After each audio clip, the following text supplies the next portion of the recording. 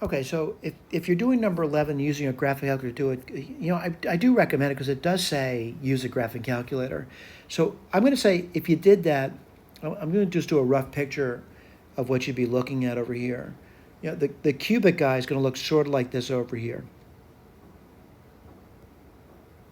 Right, not the best picture in the world. But then when you draw the line in, you're going to see something like this over here. And I do recommend using a computer algebra system to do this, or a graphic calculator. And certainly if I'm looking at that, I know this is the region you're talking about. Again, if you look at a graphic calculator, you would notice that there's going to be points of intersection over here. So I'm going to say over here, if you, on a graphic calculator, if you look at this thing, you would say, oh, I think it's 1, comma, minus 1. We'll go through that in a moment, by the way. And if you did this on a graphic calculator, you would look at this thing and say, oh, it looks about 4, 2. Now, granted, this could be dead wrong, but the bottom line is I do want to check it, all right? Now, someone says, where do you check it? You would check it in both equations to make sure that they satisfy both of those. Let's just look at the first point here in the first equation. Does that make sense?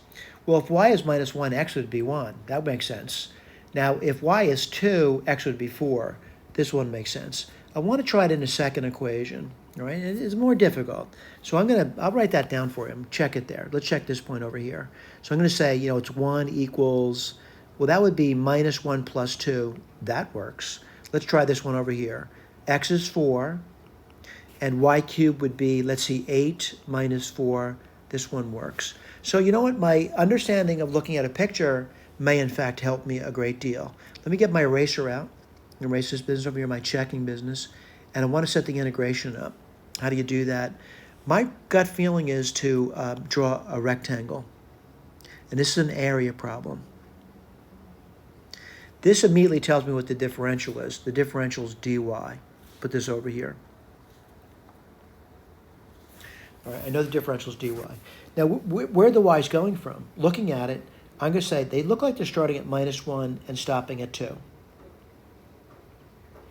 The upper curve is this one over here. Right, what's the upper curve going to be? Well, it's actually y plus 2 minus the lower curve. What's the lower curve? It's actually y cubed minus 2y. Right, I'm going to do the work of actually, the integration on the problem, because it doesn't look that bad. It looks like I could probably do it with little to no effort. I don't think I need a calculator to do that. By the way, it was nice to have a calculator help me visualize the points of intersection, by the way. I didn't spend much time with that.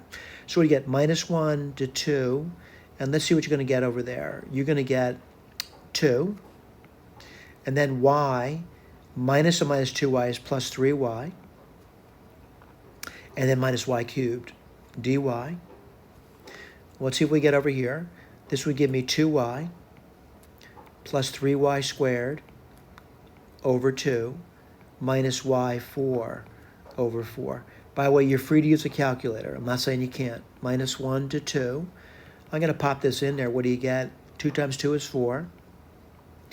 Let's see. You would get 4 divided by 2, which is 2. You get 6. And let's see. Y to the 4th power, if it's 2. 2 times 2 is 4. 8, 16. Oh, divided by 4 is 4. Minus, let's do this guy over here. That would give me minus 2 plus 3 halves, and then minus 1/4. All right, let's keep going.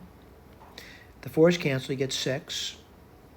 And then you get, let's see, minus of minus 2 is plus 2, minus 3 halves, and then plus 1/4.